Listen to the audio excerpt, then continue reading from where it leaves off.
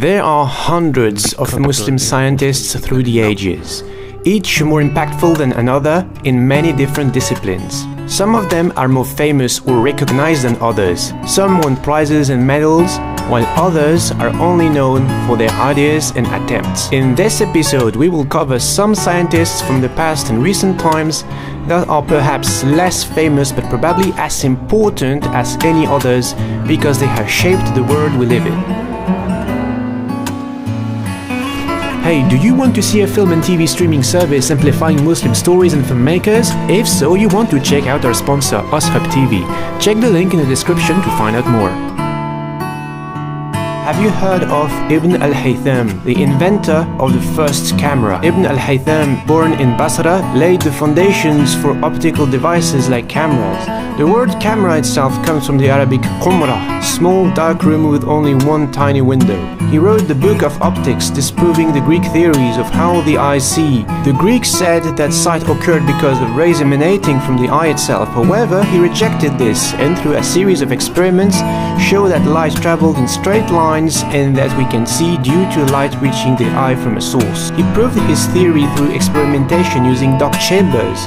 This was unusual for this time as physics had been more like philosophy without experimentation. Ibn al-Haytham also studied lenses, experimenting with different mirrors, flat, spherical, parabolic, cylindrical, concave and convex. He treated the eye as a dioptric system by applying the geometry of refraction to it. Fatima al-Firhi, the founder of the first university.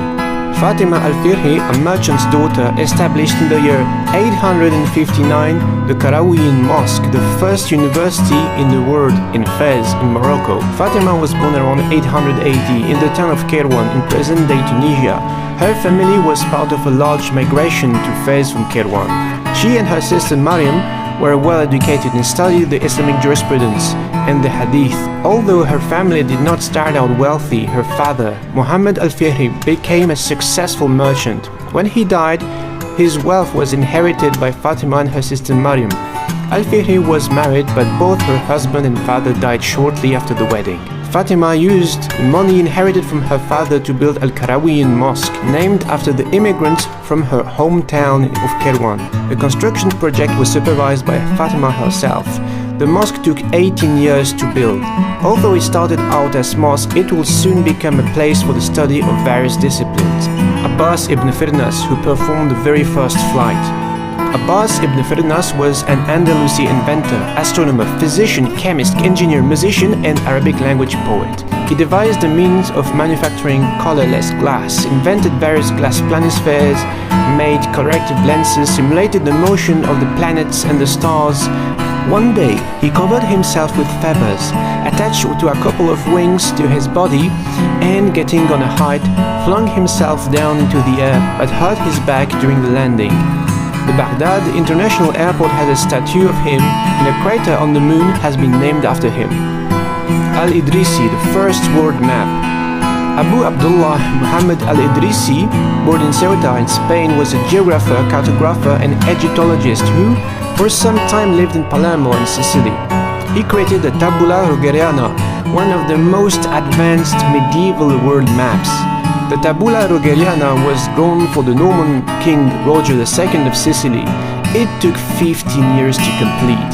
The map with legends written in Arabic, while showing the Eurasian continent in its entirety, only shows the northern part of the African continent and lacked details of the Horn of Africa and Southeast Asia. For Roger, it was inscribed on a massive disc of solid silver, 2 meters in diameter and weighing about 300 pounds. The map presented the world as a sphere. Al-Idrisi calculated the circumference of the Earth within 10% of its accurate actual value.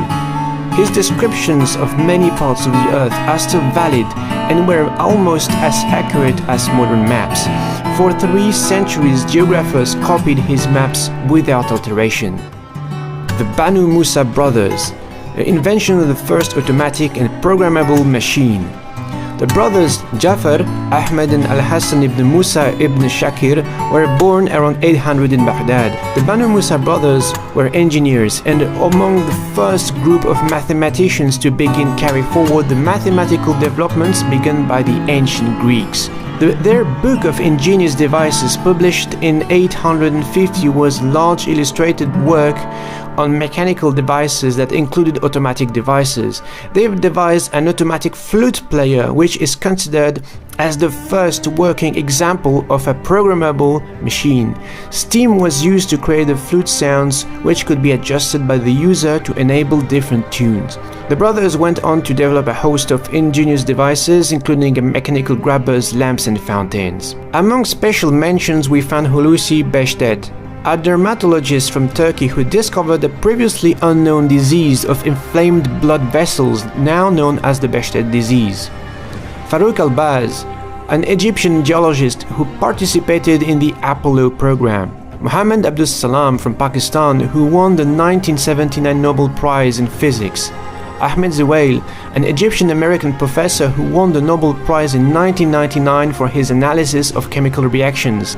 Aziz Sancar is a Turkish molecular biologist who in 2015 was awarded the Nobel Prize in Chemistry for his studies of DNA repair. Mariam Mirzakhani, who died in 2017, was the first woman being awarded a Fields Medal, the equivalent of a Nobel Prize for mathematics, for her analysis of complex surfaces. Finally, we have Dr. Ugur Şahin and Dr. Özlem Türeci, the couple who founded BioNTech, which gave the world one of the first vaccines against COVID-19. While the world has more and more Muslim scientists, why is it more difficult to see Muslim scientists achieving things that could completely change the world? First, the major foundations of modern science have already been uncovered. There is simply less room for individual big discoveries. Second, progress in science needs larger teams, more resources and more time. It is more difficult to make a big impact unless you have a huge amount of resources. Scientific progress is now in the hands of the wealthiest.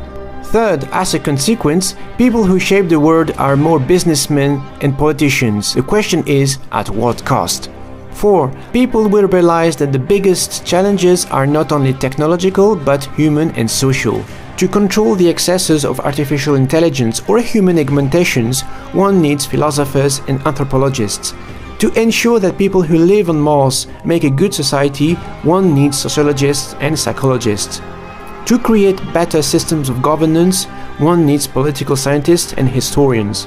The biggest unknown is not the infinity of the universe or the origin of life, but to understand the human being and how to create a harmonious society where no one is oppressed or deprived, which we haven't solved yet. When you subscribe to our channel, it helps us demonstrate we've got an audience, so we can apply for resources to create more and better quality content. Thanks for helping us.